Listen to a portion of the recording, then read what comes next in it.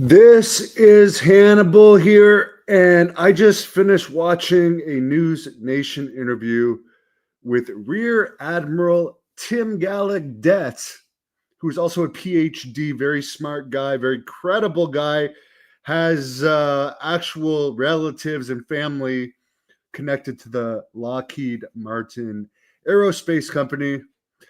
And he did an interview ahead of his U.S. congressional hearing testimony tomorrow, where he's going to be giving information about unidentified submerged objects. I'm just going to play you one quick clip from this, and the full interview is at News Nation. The current geopolitical situation is dire, to be honest with you, that it's going to be hard to make UAP rise to that level, even though I would warrant that I think what's really going on is even more serious than what's happening with Ukraine, Russia, North Korea, and Iran. So there you go. That's what I wanted people to see.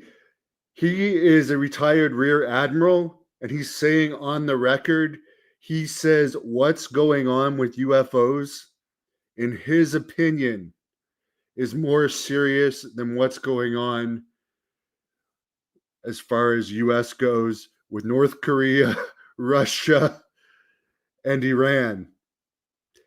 And Iran supposedly is actually the most dangerous of the three, according to a recent interview I've seen with a former CIA operative. But just think about that. And again, Luis Elizondo, he's one of the people testifying tomorrow too. His book, Imminent, he says this is an imminent issue, as in this has to be looked at now because something could be happening soon.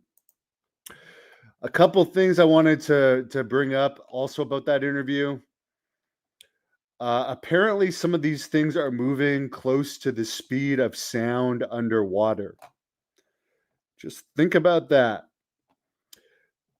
Tim Gallaudet also said that he thinks, and again, we'll have to see what he can say and what he can't say at the hearing. It's going to be interesting. But he says we should be looking underwater more than in space to find out what's going on with UFOs, in his opinion. So his answer could be this phenomenon might be based under the water. So that could be very interesting. Here is something that I found really interesting that he said. He said, and just think about this.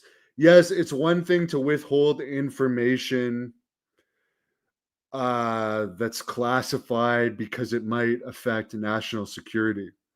But this is what he said in this. And just think about this. I really took this as interesting. The government is withholding the nature of our reality. As in, the reality is there's visitors from somewhere where I don't know if they know where they're coming from or not. Again, I recently read a book, UFOs and Nukes, that goes through declassified government documents of UAP activity around nuclear silos. And in that book, it says there could be as many as 12 visiting us, 12 different species. But anyways, what he said, they're withholding the nature of reality. And then the reality is we're being visited. So you don't have to tell us that much details other than, by the way, we are being visited. This is true. This is an actual phenomena. This is not something from any country. There's visitors to humanity, and we don't necessarily know what they are, and they seem to be able to operate with impunity.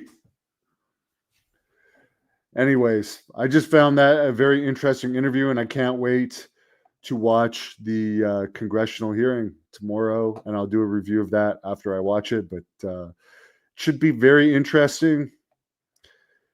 And there's definitely, by the way, a connection with UFOs being in water. As far as the Tic Tac UFO, as I said, Commander David Fravor's interview the other day that I reviewed, which I think was on the Weaponized podcast.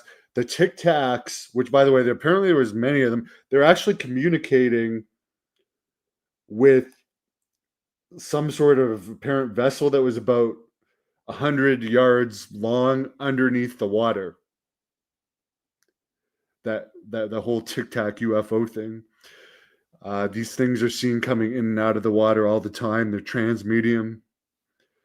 There's obviously some connection to water, whether they just use water as an energy system or whether there's actually bases underwater. Tim Gallaudet did say in this that only about 25% of the ocean has been mapped.